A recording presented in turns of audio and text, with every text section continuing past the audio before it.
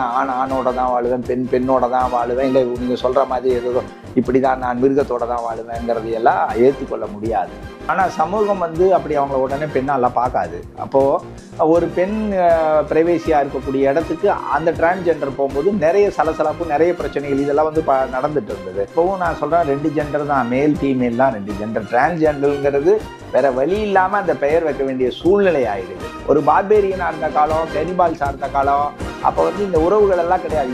யார் கூட வேணா பிசிக்கல் அண்டர்ஸ்டாண்டிங் வச்சுக்கலாங்கிற.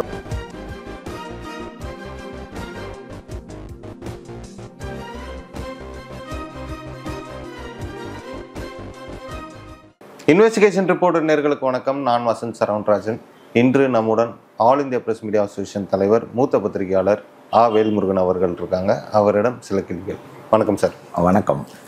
ரொம்ப சோஷியல் மீடியாவில் பெருசாக பேசலை, பட் சில பேர் எப்பயுமே கொஞ்சம் சென்சிட்டிவாக ஆதரவாக நிறைய இந்த டாபிக் ரிலேட்டடாக பேசுகிறாங்க. அதாவது என்ன, இன்றைக்கி நம்ம பேசக்கூடிய தலைப்பு என்னன்னு பார்த்தீங்கன்னா LGBTQ+. ஸோ இந்த லெஸ்பியன்ஸ், கே, டிரான்ஸ்ஜெண்டர்ஸ், ஸ்கொயர், அவங்க அதே மாதிரி ப்ளஸ். ஸோ இவங்க எல்லாத்தையும் பற்றியும் ஒரு டீட்டெயிலாக நம்ம பேச போகிறோம். முதல்ல இந்த இன மக்களை பற்றி உங்களுடைய கருத்து என்ன? ஆண்டாண்டு காலமாக இருக்கிறது இது. நவீன யுகத்தில் ஒரு சில பெயர்களை வச்சுருக்காங்க போல தெரியுது. இந்த மாதிரி சில பெயர்கள் மாடர்னாக வச்சுக்கிட்டாங்கன்னு நினைக்கிறேன். நமக்கு தெரிஞ்சதெல்லாம் அப்போ இந்த மாதிரி ஓரினச்சேர்க்கை, இந்த லெஸ்பியன் சொல்லுவாங்க, ஹோமாசெக்ஸ், அந்த மாதிரி சொல்லக்கூடிய ஒரு பெயர் தான் தெரியும். அதற்கப்புறம் இப்போ உள்ள வரக்கூடிய நவீன யுகத்தில் நீங்கள் சொன்ன அந்த என்னது LGBT காஜா பேடி மாதிரி சொல்கிறீங்க, இருக்கட்டும். இந்த மாதிரி இருக்குதான். மனிதர்களுக்கான ஒரு தேவைகளையும் ஒரு ஆசைகளையும் பூர்த்தி செய்யக்கூடிய ஒவ்வொருத்தருக்கும் ஒரு தேவைகள் உண்டு. அப்படி பார்க்கும்போது இந்த மாதிரி முரண்பட்ட, காமனாக சொல்லப்போனால் இது முரண்பட்ட ஒரு ஃபிசிக்கல் அண்டர்ஸ்டாண்டிங்கிறது தான் நம்மளுடைய பார்வையில் பார்க்குறோம். பட் இது எல்லாமே இப்போ என்கரேஜ் பண்ணுற மாதிரி சில கண்ட்ரிஸ், இப்போ யூஎஸ்ஆக இருக்கட்டும், இல்லை நெதர்லாண்டாக இருக்கட்டும், அண்ட் தமிழ்நாட்டிலையும் ஓவர் நீங்கள் திருநங்கைகள்லாம் இருக்கீங்கன்னா அவங்களுக்கு முதல்ல நம்ம தமிழ்நாடு தான் ரெக்கக்னைஸ் பண்ணாங்க. தமிழ்நாடு, கேரளா கவர்மெண்ட், சில ஸ்டேட் கவர்மெண்ட்ஸ்லாம் ரெக்கக்னைஸ் பண்ணுறாங்க. திருநங்கைகள்ங்கிறது ஒரு ஜெண்டர்ல, இப்போ இந்த இதில் ஜெண்டரில் வந்துடுறாங்க. அவங்க ஒரு 3வது ஜெண்டராக வந்துடுறாங்க. மேல் ஒரு ஆண், ஒரு பெண், அதுக்கப்புறம் ஆண் பெண் இல்லாத ஒரு பெண்ணாக மாறக்கூடிய ஒரு ஆண் திருநங்கையாக. அது இப்போ நான் தமிழ்நாடு கவர்மெண்ட்டுக்குமே நான் இந்த இடத்துல ஒரு அப்ரிஷியேட் பண்ணுவேன். என்னன்னா, நான் ரீசெண்டாக இந்த கீழம்பாக்கம் பேருந்து நிலையம்ல பேருந்து நிலையத்தில் பார்த்தீங்கன்னா ஆண், பெண், அதுக்கப்புறம் டிரான்ஸ்ஜெண்டருக்கும் ஒரு கழிவறை. ஆமாம். ஏன்னா காரணம் அதாவது எப்பவுமே டிரான்ஸ்ஜெண்டர் ஆனவங்க அவங்கள பொறுத்தளவு அவங்க பெண்கிற ஒரு மனோபாவத்தில் இருக்காங்க. ஆனால் சமூகம் அப்படி அவங்கள உடனே பெண்ணாலாம் பார்க்காது. அப்போது ஒரு பெண் பிரைவேசியாக இருக்கக்கூடிய இடத்துக்கு அந்த டிரான்ஸ்ஜெண்டர் போகும்போது நிறைய சலசலப்பு, நிறைய பிரச்சனைகள் இதெல்லாம் நடந்துட்டு இருந்தது. அது காரணமாக ஏன் இப்போ நீங்கள் டிரான்ஸ்ஜெண்டரை பெண்ணுங்கிற, இப்போ நாம கூட பெண்ணுன்னு கூட அக்செப்ட் பண்ணிக்கிறோன்னு வைங்களேன். ஆனால் ஒரு சமூகத்தில் இருக்கிற எல்லாத்துக்கும் அந்த மனோ ரீதியான ஒரு அக்செப்டன்ஸ் வரல, பெண்களுக்கு குறிப்பாக. அப்போ அந்த பெண்கள் யூஸ் பண்ணுற இடத்த அவங்க யூஸ் பண்ணும்போது பிரச்சனைகள் வரத்தான் செய்யுது. இதை முன்னிறுத்தி தான் அவங்களுக்கு தனிப்பட்ட ஒரு இடத்துல டிரான்ஸ்ஜெண்டருக்குன்னு அவங்களுடைய பிரைவேசி ஏரியாவை ஏற்படுத்துறது கவர்மெண்ட். இப்போ தமிழ்நாடு கவர்மெண்ட் இது இம்ப்ளிமெண்ட் பண்ணிட்டாங்க. பட் டிரான்ஸ்ஜெண்டர்ஸ் மற்ற மாநிலங்களில் ரெக்கக்னைஸ் பண்ணுறாங்களா? இப்போ நார்த் சைடில் இருக்கட்டும், நார்த் இந்தியாவில் இருக்கட்டும், ஸோ அவங்கள இந்த மாதிரி ஒரு நோக்கத்தில் பார்த்துக்கிட்டு இருக்காங்க மக்கள், சொசைட்டி எப்படி பார்க்குது? அண்ட் இந்த இன மக்களை பற்றி உங்களுடைய கருத்து? இல்லை, இப்போது உலகம் ஃபுல்லாக நம்மளும் நிறைய கண்ட்ரிகளுக்கு போயிருக்கோம், நிறைய நாடுகளுக்கு போகும்போது நம்ம டிரான்ஸ்ஜெண்டர்ஸ் நிறைய இடத்துல பார்த்துருக்கோம். எல்லாருடைய வாழ்வியல் முறை ஒரே மாதிரி தான் இருக்கும். டிரான்ஸ்ஜெண்டர்னால் அவங்களுடைய வாழ்வியல் முறை ஒரே மாதிரி தான் இருக்குது. அதில் ஒரு மாற்று கருத்து இல்லை. ஆனால் ஒவ்வொரு கண்ட்ரிக்கு சட்டத்திட்டங்கள் மாறும். இப்போ நீங்கள் சொல்கிற மேலை நாடுகள் சொல்லக்கூடிய அமெரிக்கா, அப்புறம் ஜெர்மன், அப்புறம் ஃப்ரான்ஸு, அந்த மாதிரி இட்டாலி, ஸ்பெயின், நிறைய அந்த மாதிரி பல நாடுகள் இருக்குது. அவங்களுடைய சட்டத்திட்டங்களில் அவங்க என்ன மாதிரி வழிமுறைப்படுத்தியிருக்கிறாங்களோ, வகைப்படுத்தியிருக்கிறாங்களோ, அதற்கேற்ற மாதிரி அவங்க வாழ்வியல் முறை இருக்கும். ஸோ நம்ம இந்தியாவை பற்றி பேசினா, இந்தியாவில் இன்னும் அந்த மாதிரி ஓரின சேர்க்கைக்கான மேரேஜ் ஆக்டெல்லாம் வரல. அது முரண்பட்ட விஷயமாக தான் இந்தியாவை பொறுத்தவரை இருக்குது. ஸோ இப்போ நீங்கள் ஆதரிக்கிறீங்களா இல்லை இதுக்கு அகைன்ஸ்ட்? இதை இப்போ ஆதரிக்கிறது இது ரொம்ப ஒரு கஷ்டமான கேள்வி. ஏன்னா இது மானுடம் சார்ந்த விஷயமும் ஒரு தனி மனிதனுடைய ஒரு ஃபீலிங்ஸ். இப்போ நான் ஒரு ஆணாக இருக்கிறேன் அப்படின்னா, ஒருத்தர் பெண்ணாக இருக்கிறாங்க அப்படிங்கிற போது என்னுடைய ஃபீலிங் எனக்கு மட்டும்தான் தெரியும். நான் என்னதான் உங்களுக்கு சொன்னாலும் உங்களுக்கு அதை புரிஞ்சுக்கக்கூடிய மனோநிலையில் இருக்க மாட்டேங்க. ஏன்னா என்னுடைய இயல்பு, என்னுடைய உணர்வுகள் என்னை சார்ந்தது. அதே மாதிரி ஒரு பெண்ணுடைய உணர்வு அவர்களை சார்ந்தது. அதே மாதிரி ஒரு டிரான்ஸ்ஜெண்டருடைய உணர்வுகளும் அதை சார்ந்தது. அப்படி இருக்கும்போது இந்த இடத்துல இது கருத்தியலாக நான் தவறு சரி அப்படின்னு சொல்ல முடியாத ஒரு சூழ்நிலையில் தான் இருக்கிறோம். ஏன்னா அவங்களுடைய உணர்வுகளை நம்ம என்னன்னு இன்ன வரைக்கும் சரியாக ஜட்ஜ் பண்ண முடியாது. ஆனால் ஒரு விஷயத்தில் நம்ம தெளிவாக இருக்கிறோம். எப்படின்னா, ஒரு நாடு அப்படிங்கும்போது ஒரு சட்டம் என்ன வரைமுறைப்படுத்தப்பட்டதோ அந்த சட்டத்திட்டத்திற்கு கட்டுப்பட்டு தான் நீங்கள் வாழ்ந்தாகணுங்கிறது இங்கே விதி. அப்படி இருக்கும்போது நம்ம இந்திய சட்டத்திட்டத்தில் இது இன்னும் வழிமுறைப்படுத்தப்படவில்லைங்கிறது தான் இங்கே. அதை தான் நம்ம ஏற்றுக்கிட்டு வாழணும். ஸோ இப்போ நீங்கள் டிரான்ஸ்ஜெண்டர்ஸ் திருநங்கைகளுக்கு நீங்கள் என்றைக்குமே ஆதரவாளர்னு எப்பவுமே அது ஆதரவாளர்னு கிடையாது. இதுக்கு ஆதரவாளர் என்ன, அவங்க நம்ம மாதிரி ஒருத்தர், அவ்வளவுதான். பட் அவங்களுக்கு எதனா கொடுமைகள் நடந்தா டிரான்ஸ்ஜெண்டர்ஸ் இந்த LGBTQ கம்யூனிட்டியில தான் வராங்க. ஸோ நீங்கள் லெஸ்பியன், இந்த கே, இந்த மாதிரி இப்போ உங்க கருத்தை பார்க்கல இந்த கம்யூனிட்டி நீங்க பாசிட்டிவாகவும் நீங்க பேசல. ஒரு சென்டர் ஸ்டாண்ட்ல இருக்கீங்க. டிரான்ஸ்ஜெண்டருக்கு நீங்க ஆதரவா நீங்களே இப்போ முன்பதிவுல போட்டிருக்கீங்க. 3 ஜெண்டர் தான். இப்போ என்னோட இப்போ கேள்வி என்னவா இருக்குன்னா, உங்களை பொறுத்த வரைக்கும் 3 ஜெண்டர் தான் இப்போதைக்கு நீங்க கன்சிடர் பண்றீங்களா, இல்லை இவங்களுமே நீங்க ஜெண்டரா நீங்க அக்செப்ட் பண்ணிக்கிறீங்களா? இல்லை, எனக்கு ஜெண்டருங்கிறது எனக்கு தெரிஞ்சு இப்போவும் நான் சொல்கிறேன் 2 ஜெண்டர் தான், மேல் ஃபீமேல் தான் 2 ஜெண்டர். டிரான்ஸ்ஜெண்டருங்கிறது வேற வழி இல்லாமல் அந்த பெயர் வைக்க வேண்டிய சூழ்நிலை ஆயிடுது. காரணம் நிறைய, அதுக்கான காரணத்தை நம்ம ஏற்கனவே சொன்னோம். இன்னொரு விஷயமும் அதில் இருக்குது. இப்போ ஒரு பெண்ணை நம்ம ஈஸியாக அடையாளமாக தெரியும் பெண் அப்படிங்கிறது.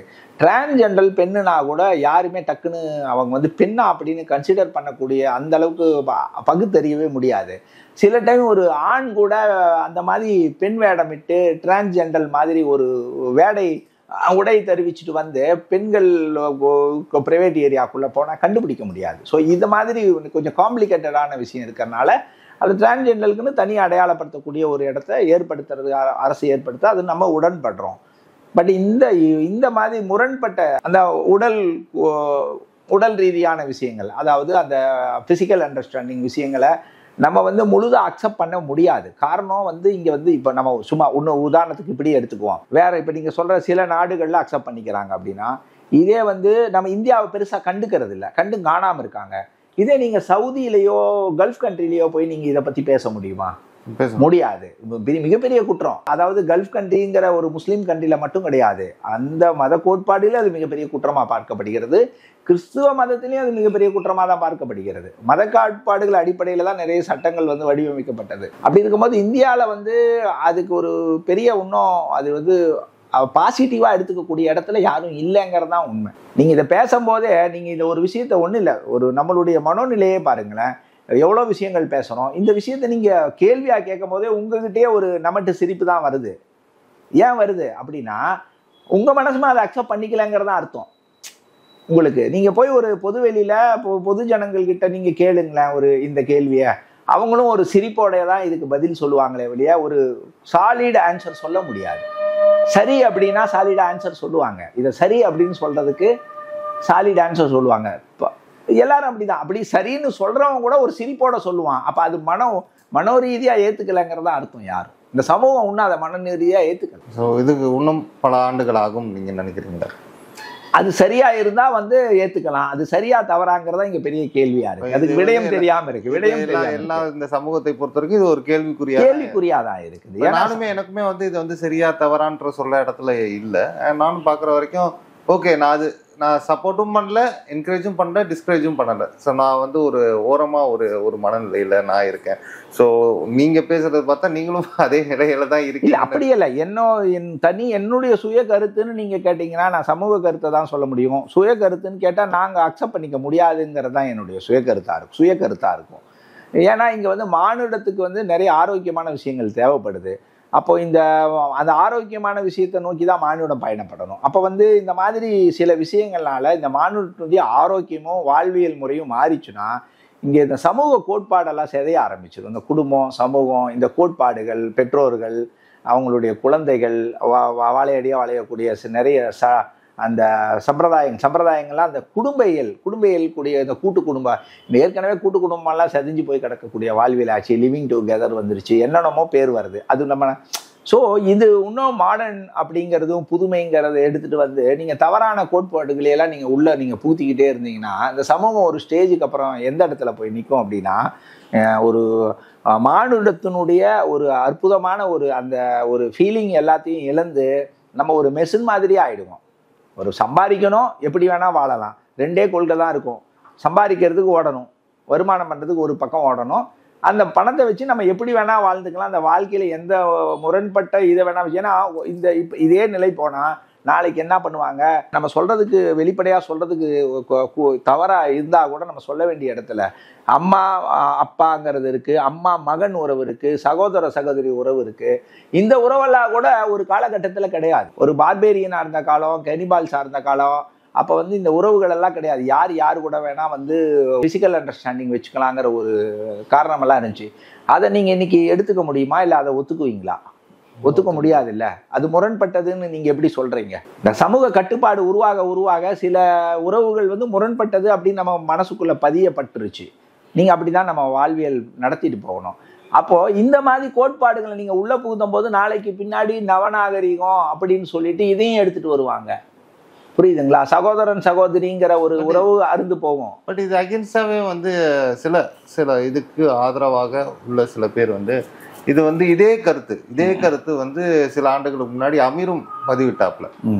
ஆல்மோஸ்ட் இதே கருத்து. இப்ப ஒரே இன மக்களாக இருந்தால் ஆண் அந்த மாதிரி நீங்க என்கரேஜ் பண்ணீங்கன்னா நாளைக்கு அப்பாவும் பிள்ளையும் இந்த மாதிரி சரியான கருத்து தான் பதிவு பண்ணி இது அமீர் பேசினதுக்கு அப்புறம் இது ரொம்ப சர்ச்சையாக மாறி நிறைய எல்லாருமே அகென்ஸ்டா அகென்ஸ்டா பேசினாங்க.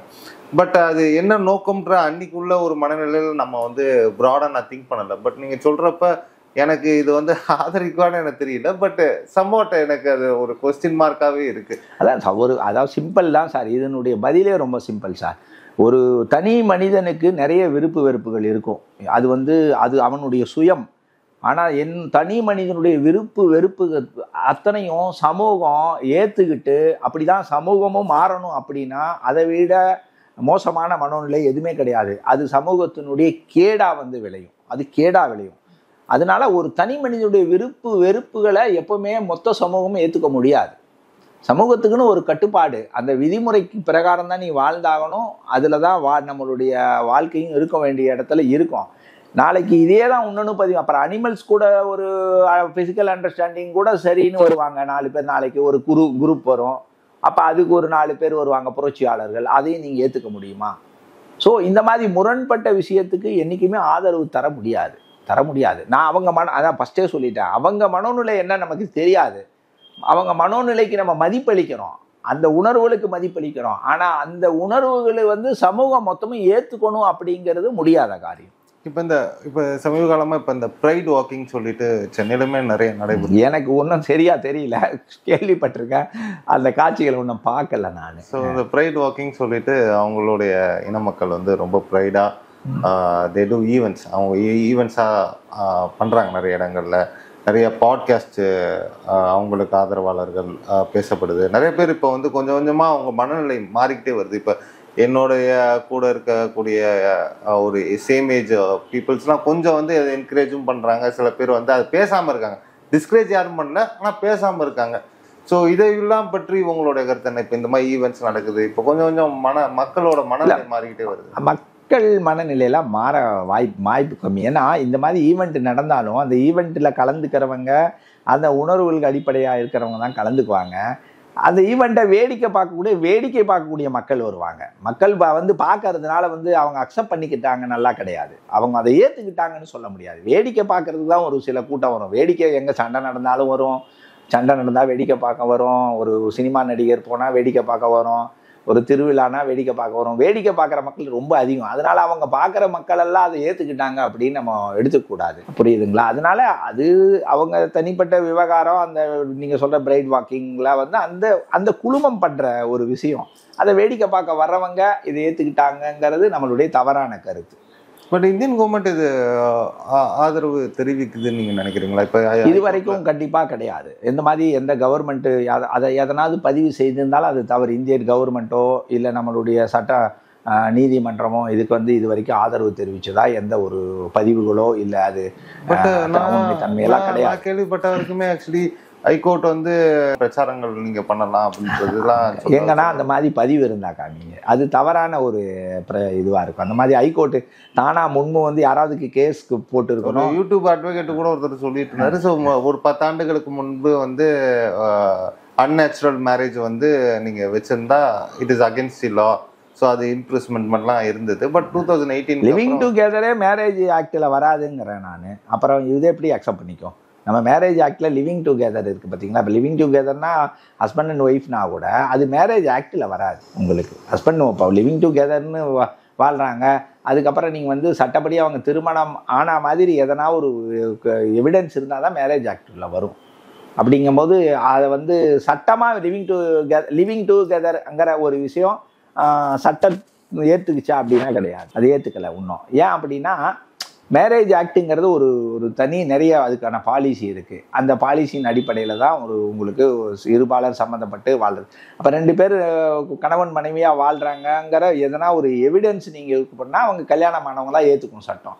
பட் லிவிங் டுகெதரையே நீ சட்டம் ஏற்றுக்குச்சு அப்படிங்கிறது கிடையாது. ஸோ இப்போ இந்த இன மக்களுக்கு சட்டம் வந்து ஆதரவும் தெரிவிக்கவில்லை, எதிர்ப்பு தெரிவிக்கலைன்னு நம்ம சொல்ல முடியாது. அது சரியா சட்டத்தினுடைய கண்ணோட்டத்துக்கு இன்னும் போய் சேரல தான் அர்த்தம். இந்திய சட்டத்தில் வந்து இந்த மாதிரி விவகாரங்கள் இந்த ப்ரைட் வாக்கிங்லாம் எல்லாம் நடக்குது சமூகத்தில். அது ஒரு என்ன சொல்லுவாங்க, ஒரு என்டர்டெயின்மெண்ட் ப்ரோக்ராம் மாதிரி நடத்துவாங்க. அதுக்கான பர்மிஷனையும் நீங்கள் வந்து நீங்கள் அந்த இதுக்கு வந்து ஆர்டிஐயில் போயிட்டு பாருங்கள். அவங்க அந்த ஈவெண்ட்டு நடத்தும் போது என்ன பர்மிஷன் வாங்கியிருக்காங்களோ ஆர்டிஐயில் போட்டு கூட கேட்டு பாருங்கள், தெரியும் உங்களுக்கு. நான் இந்த மாதிரி ஷோ பண்ணுறதுக்கு பர்மிஷன் கேட்டுருந்தா பொலிட்டிக்கல் லீடர்ஸ்லாம் வந்து அதாங்க அதுக்கான பர்மிஷன். சார் இப்போ ஒரு கூட்டம் நடத்துறது ஒரு கண்டன கூட்டம்னு இருக்கும், ஒரு உண்ணாவிரத கூட்டம்னு இருக்கும். அந்த மாதிரி ஒரு பர்மிஷன் வாங்குவீங்க, எல்லாத்துக்கும் போலீஸ் பர்மிஷன் வாங்குவீங்க.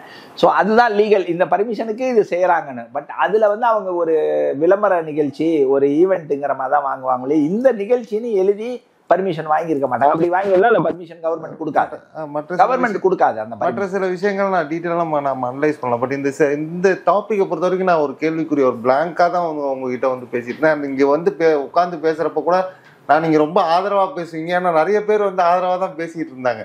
ஸோ நீங்கள் வந்து ரொம்ப ஆதரவாக நீங்கள் ஸ்டாண்ட் எடுத்து பேசுவீங்கன்றது தான் நான் நினச்சேன். பட் எனக்கே இங்கே உட்காந்ததுக்கப்புறம் நீங்கள் பேசுறது தான் எனக்கு ஷாக்காக தான் இருக்குது. நான் ஒரு வேளை ஒரு ஐலேண்டில் இருந்தேன் அப்படின்னா, ஒரு ஐலேண்டில் யாருமே இல்லை, வாழ்றது மட்டும்தான் வாழ்க்கை, உணவும் செக்ஸும் மட்டும்தான் வாழ்க்கைனா மனிதன் எப்படி வேணால் வாழ்ந்துட்டு போயிடலாம். அதுக்கு எந்த வித கட்டுப்பாடு கிடையாது. புரியுதுங்களா? ஒன்றே உணவோ அடுத்தது இனப்பெருக்கம், இதை மட்டுமே வந்து போதும் அப்படின்னு நினைக்கும் போது நீங்கள் எப்படி வேணால் வாழ்ந்துடலாம். யாருமே அதை கிரிட்டிசைஸ் பண்ண முடியாது. பட் ஒவ்வொரு நாடுகளையும் ஒரு சமூக கட்டுப்பாடுன்னு உருவாக்கிட்டாங்க. அது நமக்கு பிடிக்குதோ பிடிக்கலையோ அந்த கட்டுப்பாட்டுக்குள்ளே வாழ்ந்து தான் ஆகணும். அந்த கட்டுப்பாட்டை தான் நீங்கள் உயர்த்தியும் பேசணும், அதை தான் ஒத்துக்கணும். எனக்கு பிடிக்கலைன்னா கூட இந்த சமூக கட்டுப்பாடு தான் எனக்கு சரி நான் சொல்லி ஆகணும். பட் இந்தியாவில் நீங்கள் சொன்ன மாதிரி மேரேஜல் ரைட்ஸ் வந்து இந்த இன மக்களுக்கு இல்லை, கட்டாயம் கிடையாது. இந்தியாவில் இல்லைங்க, மேக்சிமம் கண்ட்ரியில் இல்லைங்க, மேக்சிமம் கண்ட்ரியில் கிடையாது. ஏதோ ஒரு விரல் விட்டு சொல்லக்கூடிய சில நாடுகளில் இருக்கலாமே வெளியே, இருக்கக்கூடிய எத்தனையோ கண்ட்ரிகள் இருக்குது, எந்த கண்ட்ரிலையுமே கிடையாது. ஸோ பட் இந்த சில காரணம் என்ன அப்படின்னா மத கோட்பாடுக்கு எதிராக இருக்குது. இங்கே வந்து மதம் தான் ஆட்சி செய்யுது. ஒரு உலகத்தை ஆட்சி செய்யக்கூடிய எல்லா கண்ட்ரிலையும் மதம் தான் ஆட்சி செய்யுது.